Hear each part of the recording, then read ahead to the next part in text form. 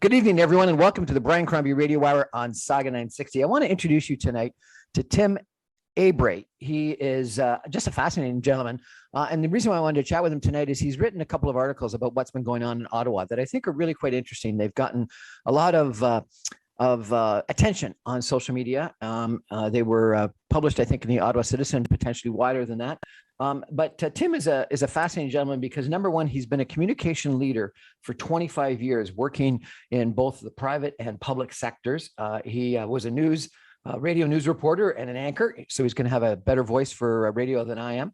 He has been involved as a political staffer previously, and he's currently completing a doctorate studying the psychological foundations of political choice and autonomy. Fascinating. Tim, how are you? Welcome to the show. I'm doing all right, Brian. Thanks for the intro. Thank you so much for joining us. So I reached out to you because I read an article that you wrote that was about communications with the people that were protesting, the truck convoys. And you said, I think, that we had to talk to them. The Prime Minister has refused to talk to them. Why do you think it's important to talk to these people and communicate with them? Yeah, I think the fundamentals of politics are about discussion, right? The entire purpose for a political system is to try and mediate our differences. This is an extremely big difference, and we can talk at great length, if you like, about why the Prime Minister should or shouldn't speak to a group like this particular group. But I think conversation, understanding one another, really listening to one another is a fundamental component of the way our political system works. And I think without the conversation, there's no understanding. And that doesn't mean you have to agree with the people at all or ever. You just simply need to be able to listen and to understand what it is that is being discussed and really what the issue is that you're tackling. And I think there was an awful lot of non-listening going on through this entire crisis. So what did you find out when you listened to them? Well, we found out pretty much what we probably expected to find out, to be honest. We had a good friend of mine and I, Cameron Bishop, have been hosting these Twitter spaces throughout the occupation, largely for residents, just as a place to get together and discuss and chat and talk about the things that are going on in our own lives. Isolation has been a big problem for people throughout this. I live in the red zone in Ottawa. Mobility in the downtown was really challenged for a good 3 weeks. And there are a lot of people who were stuck in their apartments or their condos, unable to get out to get groceries, unable to make doctor's appointments, businesses were closed. So there was a real need for a place for people just to come and have some community, to chat and hear from each other and not feel quite so isolated in all this. But it evolved because those spaces are open to anyone who happens to be on the Twitter platform. And so what we found was there was quite a few people who were either supporters of or involved with the occupation downtown who were coming into the space. And so we decided that we were going to hold one particular session to actually hear directly from them, so that we could have a conversation between residents and the people in supporters of the convoy or people in the protest, and have that conversation. And so it was a lot of what we expected to hear, which is mostly things about people feeling like their freedoms had been curtailed, that they felt that the last 2 years had just been too much, too many expectations on them, too many limitations, too many restrictions, too much division, those sorts of messages that we've heard quite a bit of. But the part that was confusing and baffling to those of us who live here is how that upset, because it's not the first time that Canadians have disagreed over public policy measures. The thing that was confusing about this is what would animate people to actually occupy a neighborhood. And I think the thing that's lost in a lot of the national media coverage is that this is a neighborhood. There are about 40,000 people who live in the downtown core of Ottawa. I live in a house, like you're speaking to me from my house, which is in the middle of this zone. And this was a very different situation in that people were animated to come and protest, let the people in power know what their concerns were, but they seemed to be willing to also disrupt the lives of people who simply live here, in the closing of businesses, the closing of restaurants, the closing of medical offices, the closing of the largest mall in Ottawa, endless numbers of minimum wage workers unable to go to their jobs for three weeks. So I think that was that when we posed that question to them about why is it that this is okay? Why do you think this is okay? There was just simply a lot of denial about what was in fact happening. You know, that, oh, it's just a party, we're just hanging out downtown, it's all love and fun. It really wasn't. I mean, there's large parts of it that were like that on the weekends. It turned into a bit of a rave on Wellington Street every Saturday night, but it was the kind of crowd that this was attracting, that it was attracting thousands of people with various axes to grind or just looking for somewhere to have some trouble. And that bled out into the neighborhoods around those few downtown streets. And it led to a lot of confrontations between local residents and people who were there to support this protest, or at least participate in the activities of this protest. And I think that that's what made it different. And we were really surprised to hear people willing to support that and apologetic for it. It was surprising. We've taken a bit of a turn. So residents of Ottawa that were willing to support the occupation? There are certainly a few of those. They have been much less vocal over the last few weeks because the absolute predominant mood in Ottawa has been that this needs to end and these people need to go home. But there is a significant population in the surrounding area of Ottawa who has a great deal of sympathy for more libertarian approaches to things. People who are very against mandates. You don't have to take a drive very far outside of Ottawa to see all kinds of signs about, you know, stop the lockdowns, no more lockdowns, those sorts of things. Yeah. On people's lawns, in front of houses, on rural properties. So there's a significant base in the area that would come in every weekend to make their voices heard and to participate in what was happening downtown. But there were people from all over the country.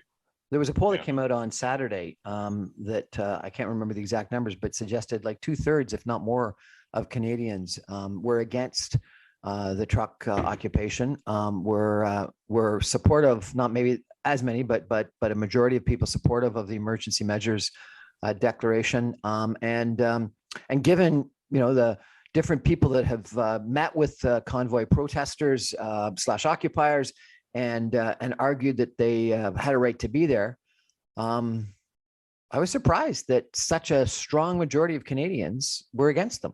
Did that come out? Did people think that more people supported them? I think the people in the crowd definitely, and they still do, to be honest. Their delusion is a very big part of this whole thing. There is a very strong belief among this crowd that the political system is fixed, that we are not, in their view, we are not living in a true functioning democracy, that the democracy does not reflect their choices and voices. And so they just reject the entire system outright. And I think that's dangerous and a bit worrying. And they seem to be quite oblivious to the idea that the vast majority of Canadians do not agree with them. And I think that's something we need to be concerned about, that this small, hardcore group of people who are upset seem to be almost impervious to reasonable discussion. You know, one of them really summed it. Pretty impervious, discussion. I'd have to say. Yeah, because at the end of the discussion, I'm a pretty reasonable guy, right? And I don't have a problem with words. No voices were raised. In fact, we didn't allow it in the 2 hours of the discussion, and people largely respected it. And when I reminded people, they did calm down. But there was one particular gentleman in the crowd in our Twitter space who was quite vocal throughout the whole thing. And he, by the end of it, he was just saying, you know, I'm really, you've really opened my eyes a bit to how difficult this has been for people who live in Ottawa. But, you know, we're sorry about that, but we're not sorry about what we're doing. And, you know, I really love you guys. I don't love the government, but I love you guys. But what's interesting is, I mean, we don't agree on anything.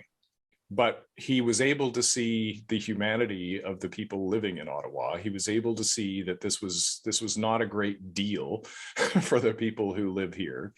But he was unable to connect that to his own behavior. And he was unable to connect it to the unreasonableness of what this crowd was actually asking for.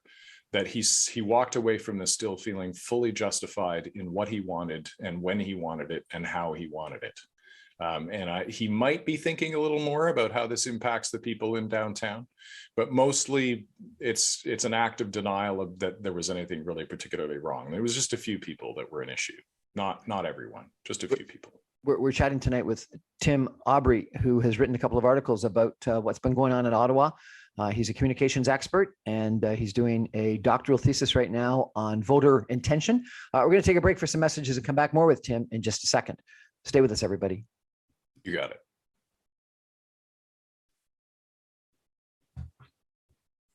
Welcome back, everyone, to the Brian Crombie Radio Hour on Saga 960. I'm chatting tonight with Tim Abray, who is a fascinating gentleman. He's written a couple of articles about the trucker protest, the Ottawa occupiers, whatever you want to call them. Number one, he wrote an article about what he thought the police were doing wrong and civic authorities. And we might talk a little bit about that later on in the show. But he wrote a fascinating article that I thought got a fair amount of attention in regards to what he thought communication with the occupiers would benefit us. Tim, maybe I can ask you a couple of questions. You made this comment about they were impervious to what would you say, a rational conversation about? It's a reason. Yeah, pretty much impervious to reason. Yeah. One of the asking things, them to talk about that. One of the things that really shocked me that I frankly haven't seen before, other than in the United States at Trump rallies, was this incredible negative attitude toward reporters, where they would be yelling fake news. They would yell while they were trying to do broadcasts, clearly trying to stop them from, number one, doing their job, but also, number two, more importantly, just providing information as to what was going on. And it was as if they just didn't believe any of Main Street media provided accurate information. And I don't know where they were getting all their information. If the Main Street media isn't doing it, and they've got cameras all over the place and reporters all over the place, I guess they're just believing the live streams of all of their friends' Facebook videos. Where does this come from, do you think? Well, again, you're going to need 17 shows to cover that. It's it is a very, very strong undercurrent in social media. There are many discrete information ecosystems scattered all over social media. And the problem with these ecosystems is that they are self-generating and self-feeding. And so you pegged it. Someone will go live stream a very small portion of an event. They'll talk about what's happening immediately around them. They'll use glowing words about how, pumped up and energized and how good the vibe is here and everyone's just happy and good. And they'll post that. Their followers will have a look at it, and then they'll share it with other people and say, hey, look, what's going on in Ottawa is no big deal. The media is making a big deal out of this, but really it's just a big street party. And look, it's on the front lawn of Parliament. There aren't really people living there. It's fine. And they'll perpetuate that. And it becomes the talking point, that they are unwilling to believe anything other than what they have seen in these small social media ecosystems. And, that's got a long tradition, that people tend to believe things that they hear from their friends or from familiar faces more than they believe them from distant authorities. That, good example is if you've been to the doctor and they tell you to change your health habits, and, you might change your diet, you might change things a little bit. But if someone really close to you tells you, this is a real problem, you need to work on this, there's something, something in what the doctor is saying, you tend to take it a bit more seriously, right? So those personal contacts, those personal conversations tend to hold a lot more power over the way in which we behave. And social media has really, there are a lot of benefits to it, but one of the darker sides to it is that it has enabled these sorts of small self-referencing affirmation circles, if you want to call them that, to exist, that allow people to live in these very small bubbles of mutual support. And one of the really powerful ones that was very clearly present at the protests was a heavily religious, for want of a better word, religiously grounded narrative about what was going on here. There cannot count the number of protesters who would talk about how Justin Trudeau is the Antichrist, how the mainstream media are the servants of the devil. That the journalists covering this thing took so much abuse, Brian. They took so much abuse, and a lot of it was people yelling at them that they were sent by the devil. Sent by the devil. Yeah, Seriously. if you look it up, you'll see it in a lot of the coverage. The journalists here were incredibly patient. There were a lot of assaults that took place against members of the media. A lot of, they'd be in the middle of a live stand-up and they'd get shoved violently from behind to make sure that they couldn't continue talking. People imposing themselves between camera operators and the reporter, people putting hands over lenses, people shouting in the faces of people following them around about 6 inches from their face, just trying to intimidate them out of even being there. It was quite something. Yeah. Has this had a history in Canada?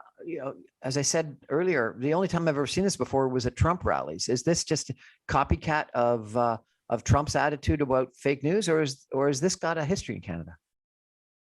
It definitely has a history in Canada, but it's been much quieter. And because we are a much smaller population and much more spread out, it has been harder to get large concentrations of people with these sorts of approaches to politics. But I think that there is absolute truth in the fact that, a good example goes a long way. And in this case, seeing the success of these sorts of tactics during Trump's regime in the United States has definitely emboldened things here. There's no question they are learning from one another, that they are learning better tactics for perpetuating a message and keeping a movement going. And I think that they're all learning from one another. So yeah, there's no question that Trump rallies, Trump's approach, the ecosystem of information that grew up around Trump has had a significant impact. And I think it's just beginning to coalesce in Canada, that we have a bit of a perfect storm of a minority government, a global pandemic, a leader that tends to be a love-hate sort of relationship for people.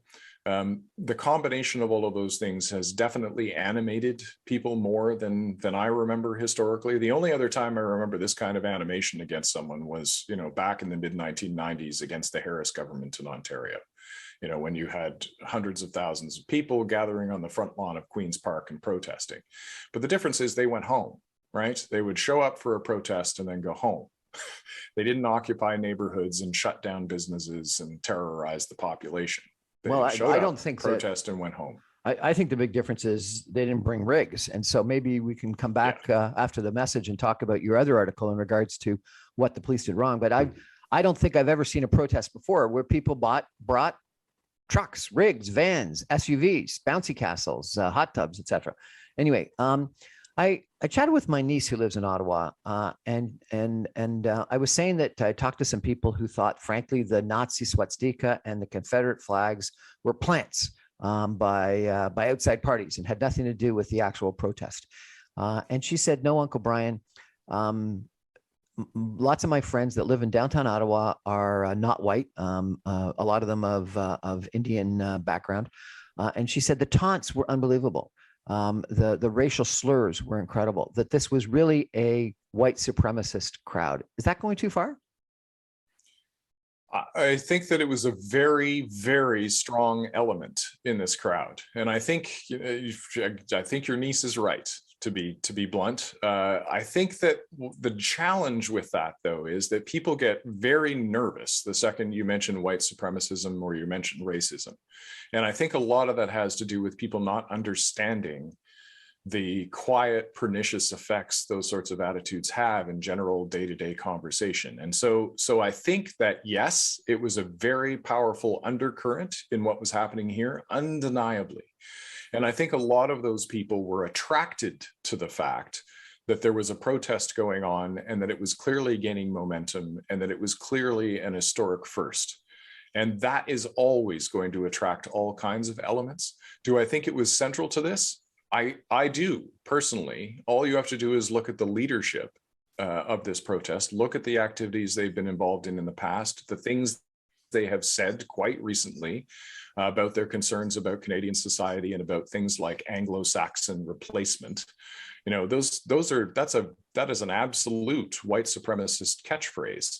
It's a concern about people like you and me being replaced by people who do not share our bloodlines. That there is no other way to describe that than white supremacy. Do I think that every person who gathered in downtown Ottawa feels that way? No. Do I think that they should be aware that that's the sort of thing that they are giving support and voice to when they show up to support something like this? Yes, I think they should be aware of that. I think it's dangerous, and I think that that is a big part of the problem. And I mentioned this in the piece that you're referencing, is that I think a lot of these folks who are just looking for a place to be upset are hitching their wagon to a pretty sinister truck. And I don't think that they're entirely aware necessarily of how sinister that really is. And they may be accidentally, tacitly giving support to things that are quite toxic and quite dangerous. So was this a protest about international trucker vaccine mandates, as it started to be? Or was it a opposition to all mandates and passports, masks? Or was it people that just didn't believe COVID was real at all? Or was it about white supremacy or anti-Semitism? Or was it about everything? D, all of the above. Yeah, it was definitely, I mean, this is the thing about something like this, right? That it is so powerful when something so unheard of and unexpected like this happens, that it draws people in who have an axe to grind. And there are a lot of axes being ground right now. And so I think it is not at all unfair to say that it was about all of those things. That if, depending on who you asked, even the people who came into our space had disagreements with one another about precisely what this was all about. There is no question at the center of it. There was a deep dissatisfaction with how the pandemic had gone and the impact this has had on people's lives. Well, join the club. I think everybody feels that way. The problem is how they're channeling it and the things that they are believing. And the belief that our political systems are fundamentally not working is a deep concern.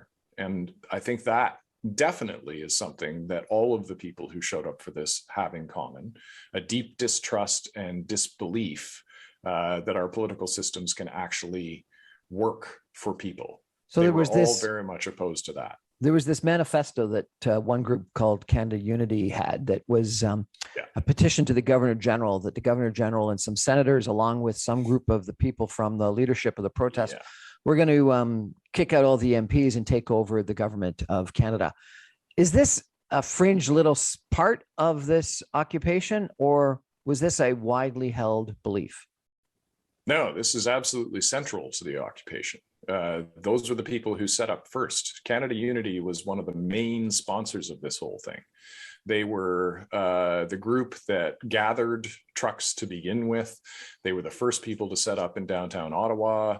I was assaulted in the first few days of this very early on in a park next to my daughter's high school by people who were very visibly associated with Canada Unity because they were setting up their camp in a very central park in downtown Ottawa called Confederation Park. It's right across from City Hall.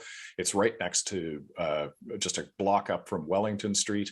It's next to the National Arts Centre and the canal. It's a very central place, very public place. It is probably the most trafficked park in the city.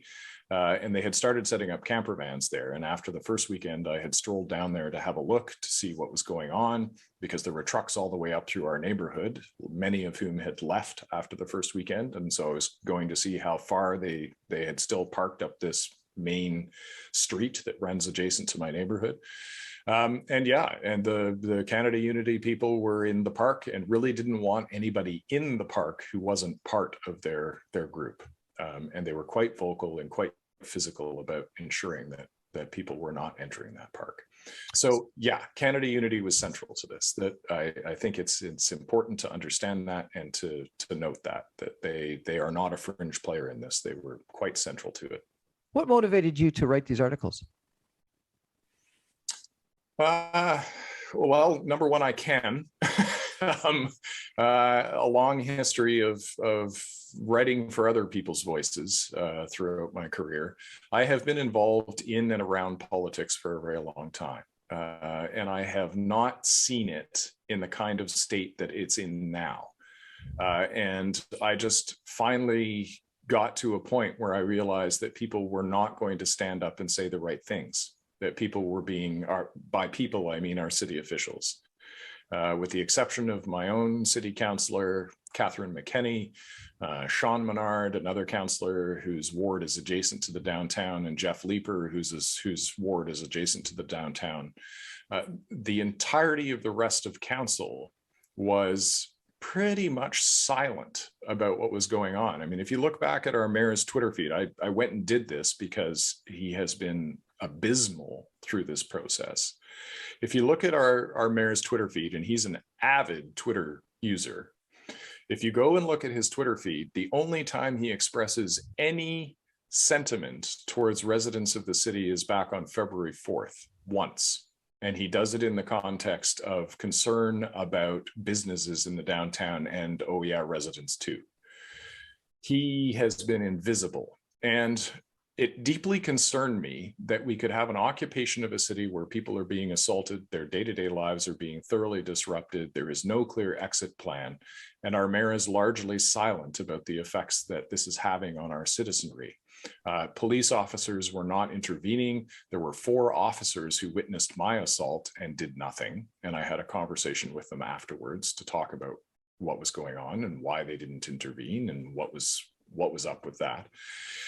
And so I thought it was just time that that somebody lay it all out on paper and make very clear how this was affecting residents, where the failures were in institutions that people rely on, and why it is critical that our institutions get their act together, because their inability to act in the face of what can only be described as, you know, an existential threat to the day-to-day functioning of the city was so abysmal that it left people with absolutely no confidence in the institutions in the city. And that's something that can't be sustained. You can't have a situation where people don't believe that law enforcement is going to actually enforce laws, and where our city officials are going to attempt to ignore one of the most significant events in Canadian political history and pretend that day-to-day business can just carry on and perhaps this will just go away, which is the way our city council approached this for the first week and a half to 2 weeks. And so it was just time. And so I decided that it needed to be written. I wrote it up, and the Ottawa Citizen decided they wanted to run it. So Toronto, Montreal, Quebec City seem to deal with it far better. And while Windsor allowed the occupiers to close down the Ambassador Bridge for a week, ultimately they took the back to bridge. And so we're going to have to chat a little bit about what went wrong in Ottawa. I'm going to ask you about that after we take a message break. Stay with us, everybody. Tim Abray, a political scientist, a communications expert for 25 years, an author of 2 very interesting articles about what's been going on in Ottawa over the course of the last month. Stay with us, everybody.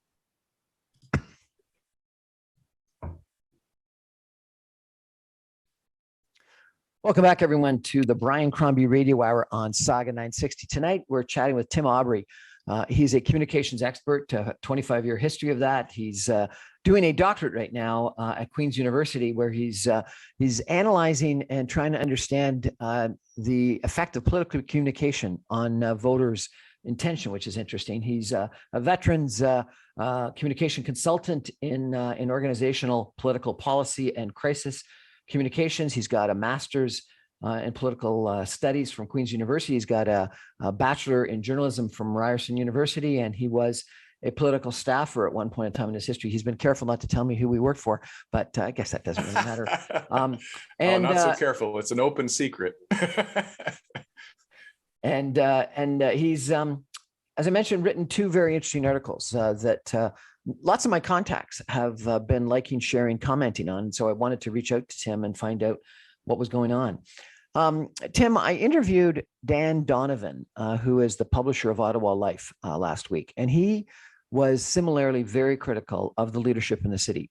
Now, this was before the chief of police resigned, but he said that the chief of police showed a complete lack of leadership. But then he also was very critical of the chair of the Police Services Board and all members of the Police Services Board, and said they, to quote him, took a stupid pill before their police services board meetings. He was also critical of the mayor and of council. And he was also critical, frankly, of the prime minister, and suggested, I think probably as you did, that the prime minister should have not been using the situation for wedge politics as much as he did, and if not sat down with, at least tried to understand some of their concerns and not deride them as much. Tell me, why all of a sudden in Ottawa did we have this crisis of leadership in so many different places? Why at the same time? While at the same time, it seems, and maybe Toronto learned from what went wrong in Ottawa, but Toronto closed things down pretty quick. Montreal, Quebec City closed things down pretty quick. What went wrong in Ottawa? Well, I think that this just simply exposed a problem we've had for a very long time, which is that this city tends to function on cruise control most of the time. That because we're the nation's capital, there is a large amount of activity here all the time, that it is pretty much a turnkey operation as far as municipalities go. I mean, we have conventions here all year long. We have tons of tourists. We have protests come to town, normal protests that last a day or two and go home, come to town. It is a vibrant city, economically, politically, civically. There's a lot going on. It's a very educated population. Obviously, that we've got people working in and around governments who understand how the system works. So municipal politics tends to get a little bit overlooked. It tends to be a bit sleepy. It tends to be a bit business as usual. Our mayor's feed is generally full of pancake breakfasts and that sort of thing. I mean, it's not unusual for municipal officials to deal with those things, but it's a little unusual in a city that is the second largest city in the province. It's a city of 1 million people. There should be a lot more than pancake breakfasts going on in a city, and there is in this city a lot more than that going on. But the municipal politics tends to run like your average 20,000 person town, rather than the politics of a city of 1 million people. And I think that we simply ran up against the limits of the current crop of councillors we have. We ran up against the historical capacity of our institutions, like our police force. We just ran up against the sleepiness of Ottawa. And this took everyone by surprise, and it should not have. And it took a long time for people to recover and get moving, and arguably didn't. The only reason in a lot of people's minds that this changed is because citizens started taking things into their own hands. That citizens started organizing counter protests, started doing things like I did, writing letters and op-eds and making their voices heard publicly, louder than the public officials. So do you think that if the citizens hadn't taken the actions that you're talking about, and that that blockade of the blockade convoy people on I can't remember what street it was now, do you think that the occupiers would still be there on Wellington Street? I think it's entirely possible. Yes. I think that what happened was we ended up with a march of close to 2,000 people, which was weirdly underreported by media. I'm not sure why. On the Saturday so just over a week ago, on the Saturday, there was a march of residents through our own neighborhoods to take back our neighborhoods. I've been around crowds my entire life. I'm pretty good at counting them. That crowd was somewhere in the 1,500 to 2,000 range. You had 2,000 residents of the city willing to gather in the perishing cold and march for 4 kilometers through the streets of their city to show that they had had enough.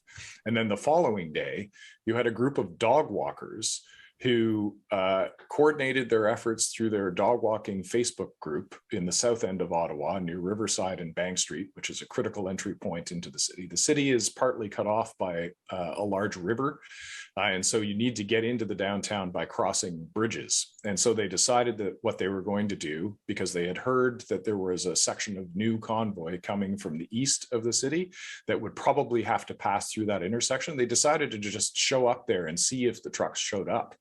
It was about 25 of them, and they did.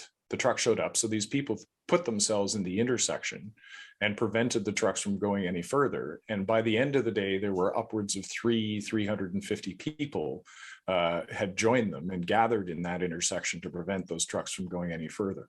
And so, yes, I think those two actions, 2 days in a row, sleepy Ottawa residents mobilizing themselves to take direct action in the freezing cold, put the fear of God into our local officials, and they realized that they were losing control of this and had to be much more visible and had to take much more concerted action. The last, I live in Toronto or in the Toronto area, last 3 weekends, I've tried to go down town, and every single week the Gardiner Expressway was blocked. University Avenue in front of the hospitals and in front of Queen's Park was blocked. Yesterday, I was driving through the city and I was surprised at how many streets were still blocked off, and I didn't see any protest anywhere. And the protesters that came to the north field of Queen's Park all came without vehicles. And there were some vehicles, I guess 2 weeks ago at the corner of University Avenue and Bloor Street, but they were gone within 2.5, 3 hours. What did the Ottawa police do wrong? They didn't issue a parking ticket, is basically what it boils down to, that they quite literally issued nothing in the way of fines or sanctions or direction even. The police officers I spoke to after I was assaulted in the park, I asked them about the trucks that had been parked along this street called the Queen Elizabeth Driveway, which is just it's a 2-lane residential street, 40 kilometers an hour, but it's a key artery along the side of the canal that runs along the side of my neighborhood. And on the first weekend, it was jammed from top to bottom for a good couple of kilometers with parked trucks all weekend long, idling beside people's homes, filling the neighborhood with diesel fumes, people partying, barbecuing. It was madness. And so I talked to these officers about, all right, most of the driveway is clear now. What are your directions? If they return, what are you supposed to do? And they shrugged. They had no direction about what they were supposed to do if the trucks returned. And it's that kind of lack of planning, lack of foresight, lack of willingness to even enforce basic bylaws like no parking zones that led to a lot of this. There was very little done of any substance until the last few days before the major police action took place. Very little. Only so one of the arguments that were even addressed. One of the arguments that some of the people that oppose the Emergency Measures Act have been making is that police had this in their power. They just didn't use their existing laws, bylaws, et cetera. That we didn't need the Emergency Measures Act. We could have just had better police enforcement. What do you think of that? Well, I think that's absolutely true. I think that greater police enforcement would have deterred a large number of the people who came. But I think the thing that people have to be a tiny bit generous about is that this is the nation's capital. It is a draw for this sort of thing. And once a protest gets entrenched, a lot of people will descend on the city to participate in things. We see that with all kinds of marches. I think the most direct comparison you can probably take is the Idle No More march and protest of a couple of years back to protest the treatment of Indigenous children, right? That was a massive march. It was a massive march and protest, but they all went home at the end of the day. Everybody went home. There was no violence. There was no spilling into the neighborhood. There was no shutting down of businesses. Businesses look forward to these things because it brings business to town, brings people in who want a coffee to stay warm. But this was not like that. And it was clear very early on that it was not like that. And no tickets were issued. There were very few charges laid. There was a lot of skepticism. I mean, the chief of police, I posted my assault on Twitter just to let people know that this was because I was raising my camera to take a picture of the camper vans. And someone was immediately in my face when I raised my camera to take a picture of the camper vans. And so I hit record instead of hitting the shutter. And if you've seen the video, it's a jumble because, I mean, they're all over me and they're grabbing my arm and they're grabbing the phone. But I posted that video to let people know that Confederation Park was not a safe place to be right now. And it's a very, very popular spot. Well, the chief of police actually called it out in a press conference after one of the police services board meetings. He referred to it as, we don't investigate crimes that are reported on Twitter, which is one of the most dismissive, sarcastic things I've heard a chief of police say in the face of something so serious as all of this. And the fact is, I did report the crime. I did report the crime. But there is just this very dismissive attitude that our city officials took to this. They treated it like this was some sort of attempt by the downtown crowd to make them look bad. We had our chief of police complaining that people were dialing 911 too much. It was just ludicrous. The early days of this were flat out ludicrous. I think they just really wished that this was going to be like every other protest and that the people would just pick up and go away eventually. They get tired of this and they'll go home. So they had, intelligence that they were coming to stay. Did they just not listen to it? They did. They didn't. Because I heard it and I repeated it prior to this actually happening. There were lots of people talking about how this was very clearly going to be something different, and there was no official response to that at all from anyone. There was just a bit of a shrug, a wait and see attitude, and then when we saw, they continued to wait and see and wait and see until citizens took direct action. And then our officials started moving. I got to tell you, I'm not sure about you, but I was sort of glued to the TV during the last 48 hours of the absolutely the process, and I think that the 3 weeks in the protest, the occupation really damaged Canada's international reputation.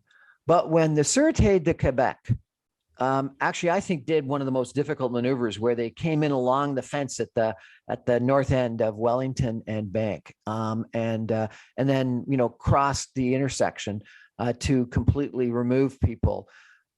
I felt a sense of national unity and pride. The fact that it was Ottawa Police, Toronto Police, Durham Police, Vancouver Police, the RCMP, and the Sûreté de Québec that retook Wellington and Bank in a coordinated action. It actually made me feel proud to be Canadian. Is that stupid? No, I don't think it's stupid at all. I think a lot of people felt that way. I think it's a little more challenging for those of us who lived in the zone through all of this and lived through all of this. It's a bit more challenging because there is definitely a more local sentiment of it's about time, as opposed to that kind of deep pride. But I do completely understand it. And I think that there is an element to it that is healthy, which is we don't really realize how much we rely on the steady application of law and order until it's gone. And I think that is part of what an action like that brings to us is, oh, okay, this stuff can actually work. But I think we should also feel a little bit of anxiety that it took that much coordination, that much effort, that much of a show of strength in order to bring what everybody, at least officially, felt was just another protest to an end.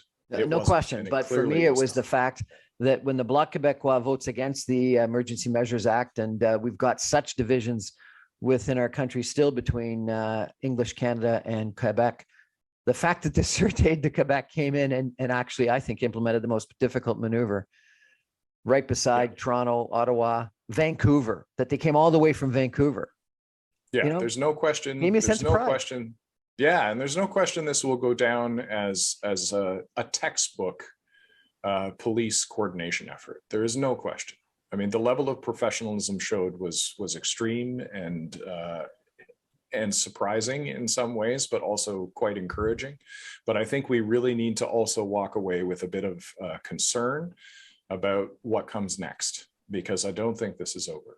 Let's turn to that next after a break. I want to ask you in our concluding segment a little bit about what comes next, given that you've been such a specialist in communications and in politics. Stay with us, everyone. We've got Tim Abray. We're going to come back in a minute with some concluding comments.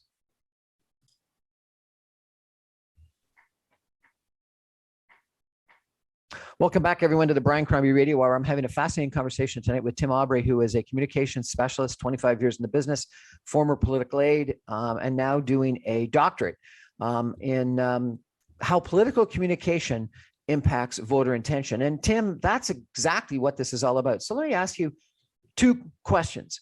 What next for both the Liberal Party and the Conservative Party? So for the Liberal Party and the Prime Minister, I think people think that they've fanned the flames of this through wedge politics and describing the occupiers, the protesters, as degenerates or whatever, you know, like using very inflammatory language and dismissing their views.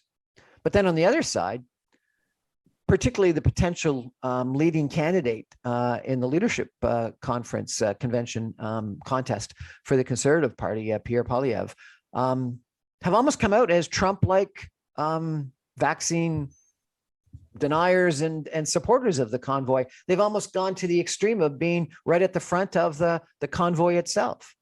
Tell me, what do you think needs to happen within the Liberal Party with the Prime Minister and within the Conservative Party and their leadership contest? Well, there's two things to that. There's what I think will happen and there's what I think should happen.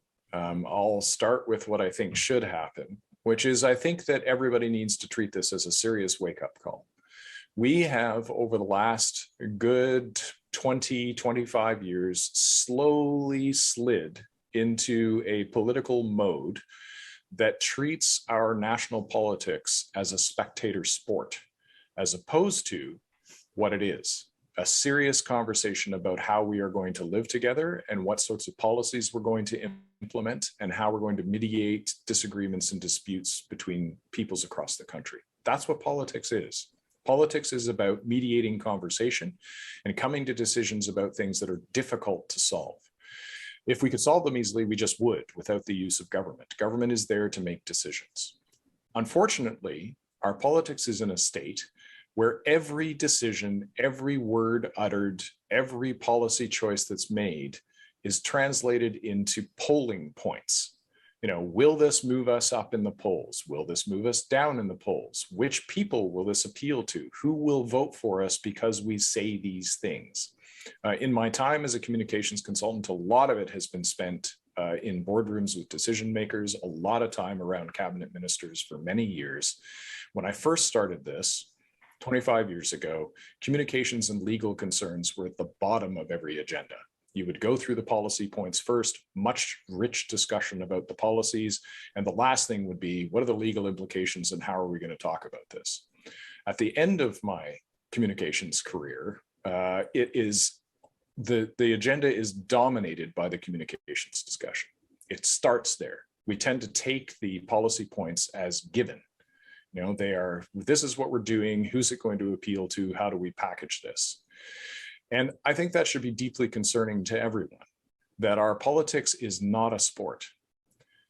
It leads to things like having Pierre Poilievre simply taking political lines that are designed to rile and excite people in a way that will drive them to vote at the polls, not because they understand the policy points, not because they understand the intricacies of the relationship between inflation and a global pandemic, but because he's riling them up to believe that everything is an existential threat. And on the Liberal side, we have the problem of kind of a passive historical belief that they are the only sensible ruling party and that they're only going to appeal to fellow sensible people. And I think that that is disingenuous. I think it does us no favors when our political leaders won't engage one another in substantive policy discussions. I urge people that if they want a breath of fresh air, you go back to the 1979 leadership debate that involves Pierre Trudeau, Ed Broadbent, and Joe Clark. And I dare anyone to listen to that debate and not conclude that our federal politics has slipped off the edge of the cliff. Because that conversation, while it is full of partisan barbs and full of partisan competition, is substantive. They're talking about policy in depth. They are disagreeing with each other about fine points of policy making, as opposed to you're evil, I'm good, which is where we seem to have ended up. And I think that's got to change, and it's got to change soon. If you were a senior person within the Conservative Party right now, and you looked like Pierre Poilievre and the extreme right was going to take over, what would you do? Personally, I would leave the party. I mean, I would absolutely leave the party. And I mean, we talked about this much earlier about the open secret, right? I was a press secretary to a Conservative cabinet minister in the 1990s in Ontario. I was a press secretary to a Harris cabinet minister back in the day. My hiring there had less to do with my partisan affiliations and more to do with my subject matter expertise. But the point is, I have deep, intimate knowledge of the inner workings of the way in which that party functions and the people who are at play in it. And there are a lot of unhappy people within all political parties right now. A lot of people get involved in politics for the right reasons. They want to help their communities. They want to give a voice to the people who live in their towns, but then they find themselves wrapped up in this partisan machine that is entirely about message control and saying things the right way. And I think a lot of people end up finding it deeply frustrating and discouraging. There's a reason that a good third of our of Parliament turns over at every election. The average number of people who leave Parliament and never come back every election is a full third of the seats in that House. And I think we should be concerned about that. We should be concerned about the fact that so many capable people find it so frustrating that they either won't get involved or they won't stay involved. And I think we should be giving some serious consideration to that. Tim Abray, thanks for joining us. That's our show for tonight, everyone. Thanks for joining us. I'm on every Monday through Friday at 6 o'clock on 960 AM. You can stream me online, even from the Red Zone in Ottawa at www.saga960am.ca. Good night, everybody.